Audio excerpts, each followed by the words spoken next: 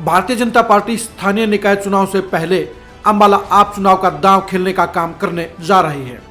BJP के सूत्रों का कहना है कि अंबाला उपचुनाव को जीतकर बीजेपी यह दिखाने का काम करेगी कि हरियाणा में अभी भी बीजेपी नंबर 1 पार्टी है, बीजेपी को जन समर्थन हासिल है। बीजेपी इस समय बड़ी उधेड़-बुन से गुजर रही है। गुरुग्राम और फरीदाबाद नगर निगम के चुनावों को भी होल्ड करके रखा गया है। इसके अलावा 1 दर्जन और नगर परिषदों के चुनाव पेंडिंग पड़े हैं। बीजेपी हार के डर से अभी इन चुनावों को थोड़ा सा डिले करना चाहती है, लेकिन उसे भी पता है कि ज़्यादा डिले करने का भी नेगेटिव असर जाएगा। इसलिए नेगेटिव को पॉजिटिव बदलने के लिए बीजेपी को अंबाला लोकसभा का उपचुनाव नजर आ रहा है।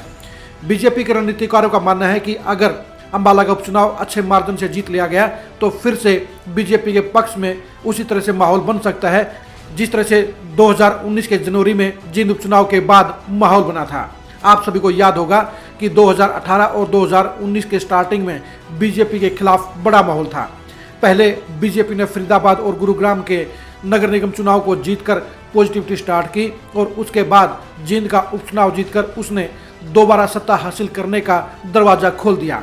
बीजेपी को एक बार फिर से उसी तरह अंबाला लोकसभा का उपचुनाव अपने लिए फायदेमंद साबित होता हुआ नजर आ रहा है।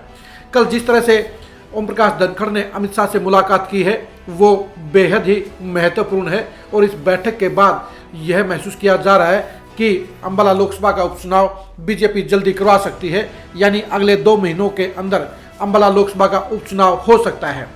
बीजेपी को जहां स्थानीय निकाय चुनाव में कड़ी चुनौती मिलने के आसार हैं, वहीं उनका कैलकुलेशन ये कहता है कि अंबाला लोकसभा के उपचुनाव में अभी भी वो अच्छे मार्जिन से जीत सकती है। अंबाला में पिछले 2 बार से लगातार बीजेपी के एमपी रतनलाल कटारिया जीतते आए हैं। अब उनके निधन के बाद सीट खाली हुई है और बीजेपी अब उनके निधन के बाद एक बार फिर से उपचुनाव में जीत का परचम फहराकर विपक्षी दलों के दावों को चकनाचूर करने का मन बना रही है। यह सच भी बात है कि अगर बीजेपी अंबाला लोकसभा का चुनाव जीत जाती है तो उसे यह दावा करने का अवसर मिल जाएगा कि हरियाणा में अभी भी जनता का जन समर्थन बीजेपी के साथ में है।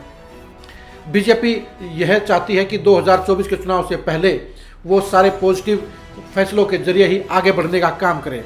ऐसे में अंबाला लोकसभा का उपचुनाव उसके लिए बेहद अहम हो गया है, क्योंकि अगर अंबाला का उपचुनाव बीजेपी हार जाती है तो उसके लिए 2024 का मामला खराब हो जाएगा और लोकसभा और विधानसभा दोनों ही चुनाव में से भारी नुकसान उठाना पड़ेगा।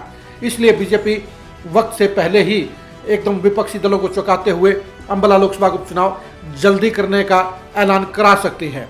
जिस तरह से कटारिया साहब के निधन के सिर्फ 6 दिन के अंदर ही अंबाला लोकसभा सीट को रिक्त घोषित कर दिया गया, उससे यह एहसास हो रहा है कि चुनाव आयोग देश की बाकी 3 लोकसभा की खाली सीटों के साथ अंबाला लोकसभा का चुनाव भी करवा सकता है। बीजेपी इसी तैयारी में अभी से जुट गई है। कल की अमित शाह के साथ हुई धनखड़ की मुलाकात से भी ये कयास लगाए जा रहे हैं कि बीजेपी हाईकमान अंबाला लोकसभा को लेकर बेहद सीरियस है और उसके जरिए हरियाणा में एक बार फिर से बीजेपी अपने पक्ष में माहौल बनाने की रणनीति पर काम कर रही है। बीजेपी को एहसास है कि अगर अंबाला लोकसभा का चुनाव जीत लिया गया तो फिर स्थानीय निकाय चुनाव में भी बीजेपी एक पॉजिटिव मोड के साथ मैदान में उतर पाएगी और अच्छे चुनाव परिणाम हासिल कर पाएगी। इसलिए बीजेपी अभी स्थानीय निकाय चुनाव से पहले लोकसभा का उपचुनाव कराने का काम कर सकती है। बीजेपी के लिए ये फैसला सही भी रहेगा, क्योंकि अगर बीजेपी अंबाला लोकसभा का चुनाव जीत जाती है तो उसके लिए पॉजिटिविटी स्टार्ट हो जाएगी और उसके कैडर के अंदर एक कॉन्फिडेंस आ जाएगा कि अभी भी पार्टी हरियाणा की जनता की पहली पसंद है।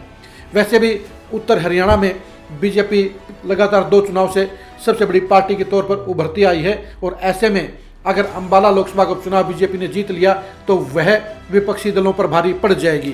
स्थानीय निकाय चुनाव में बीजेपी के लिए हालात चुनौतीपूर्ण है, क्योंकि प्रॉपर्टी आईडी को लेकर, पेंशन को लेकर और पुरानी पेंशन स्कीम को लेकर जहां जनता में बड़ी नाराजगी है, वहीं बीजेपी के पक्ष में सत्ता विरोधी माहौल भी नजर आ रहा है। इस सारी नेगेटिव चीज़ों को काटने के लिए बीजेपी के पास अंबाला लोकसभा का उपचुनाव एक गोल्डन चांस के तौर पर सामने आया है और इसलिए अंबाला लोकसभा का चुनाव अगले 2 महीने में होता हुआ नजर आ सकता है। बीजेपी अगस्त से पहले ही अंबाला लोकसभा का उपचुनाव कराने का काम कर सकती है और अगर ऐसा हुआ तो विपक्षी दलों को जहां तैयारी का टाइम कम मिलेगा, वहीं बीजेपी अभी से अंदर खाते तैयारियों में जुट गई है। अब देखने की बात यह है कि बीजेपी क्या जींद उपचुनाव की तरह अंबाला लोकसभा उपचुनाव को अपने सियासी फायदे के लिए इस्तेमाल करने का फैसला कब लेती है। लेकिन यह साफ तौर पर नजर आ रहा है कि बीजेपी की रणनीति यही है कि वह अंबाला लोकसभा का उपचुनाव जीतकर अपनी तीसरी बार सत्ता हासिल करने के अभियान का आगाज कर सके। अब देखने की बात यह है कि अंबाला लोकसभा उपचुनाव की घोषणा चुनाव आयोग कब करता है। अंबाला लोकसभा का उपचुनाव हरियाणा की पूरी सियासत का चाल और ढाल तय करने का काम करेगा। अंबाला लोकसभा चुनाव की विशेष खबरों के लिए आप लगातार खरी खरी न्यूज़ के साथ जुड़े रहिए। नमस्कार।